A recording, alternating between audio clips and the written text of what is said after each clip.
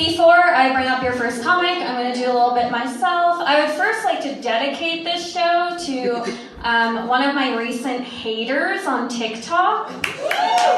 Yeah, I want to read verbatim what he wrote on one of my videos.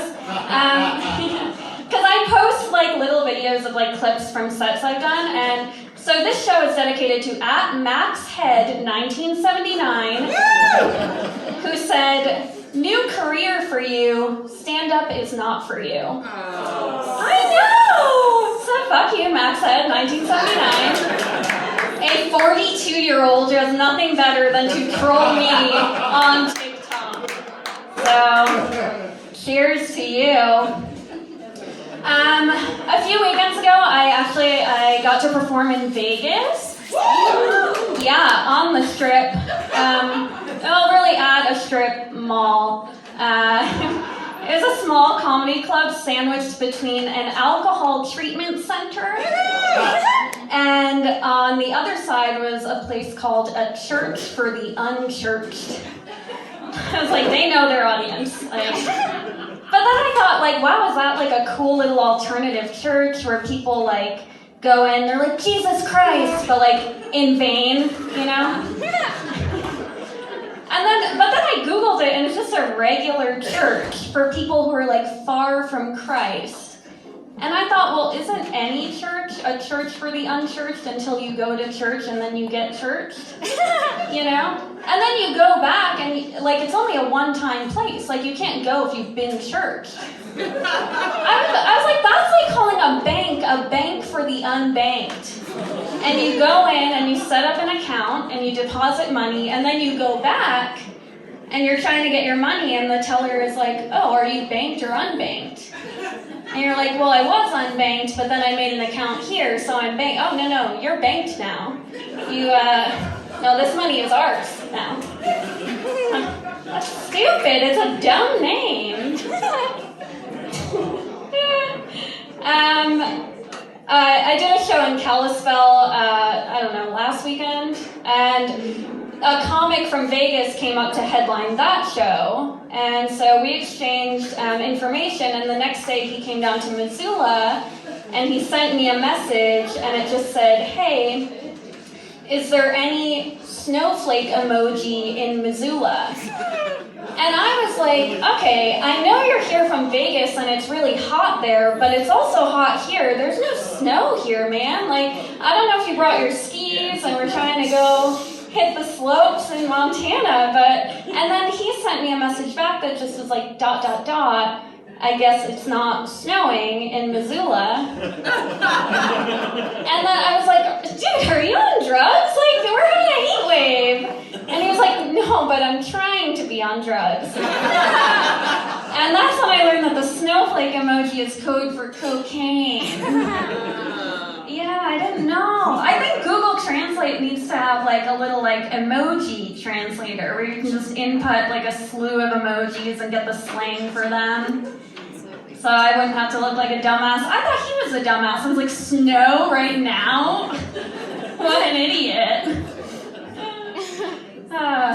I'm not good. I'm not a big drug person, clearly. I was recently going through like notes in my phone just to like see if anything funny was in there, and I found one from when I was on shrooms, and it was one sentence, and it said, Nelly Furtado hits different on shrooms. So if you ever want to do shrooms and listen to Nelly Furtado with me, I am your girl. Oh man, what else we got going on? So I've been thinking a lot recently about serial killers. I feel bad for them. Hear me out. Because a lot of times, like, we associate really bad or weird things with serial killers. Like, for example, did you find out Derek eats jelly and mayo sandwiches? What is he, a serial killer? And then, like, what if serial killers have, like, sophisticated palates? You know, and, like, their only flaw is, like, yeah, they murder innocents, but, like, enjoy a nice filet mignon after chopping up Deborah, like a job well done. And then they hear all these people associating like weird food combinations, like, what are you, a serial killer? And then the like guy gets really defensive, like, That's how you know somebody might be a serial killer. Now you guys are all like questioning me, like, what does she have? I recently stumbled across a weird bit of TikTok where people write to prisoners. Yeah, and they make like pen pals with a prisoner, and some girls are like in love with prisoners. It's a whole thing. And I visited the website, and it's amazing. Like, so the website is called writeaprisoner.com. And yeah. And they have like their own little profile pictures, and they're really funny because they're clearly from like 2008, taken on flip phones when that's like all they had, because now they've just been in prison forever. But the website is great because they write their own little bios, and I wrote some of them down word for word. It's such a gold mine. And one of these guys, John, he's 33, he's in prison, and his bio is just an ordinary guy who got caught up in everyday BS, doing my time, just looking for friends to write. Used to have friends, but they are gone. Looking for new, please write. And so you're like, okay, ordinary BS, maybe he's just like in for drugs, he got caught up in some bad shit when he was young, and then you can see what they're charged with, so you click on that. What are John's charges? Oh, aggravated assault, strangulation, kidnapping, and armed burglary. Just everyday things. And then it makes you like reread the bio and question everything, like, used to have friends, but they are gone. Did you strangle them, John? Is that why they're gone? The other funny thing about this website is that the very first thing listed about each person is their astrological sign. So like you can click on like Margaret, and it's like astrological sign Gemini. And then it's like, what did she do? Oh, first degree murder. That checks out. Yeah, she's a Gemini. Yeah, split personality.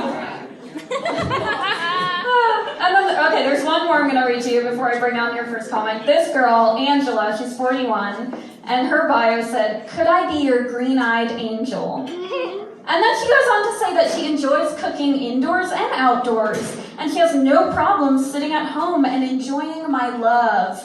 And she's looking to spoil her king. So I thought maybe Angela is just doing a few years. She's looking forward to getting out, She's looking for somebody to set up a life with for when she gets out of jail.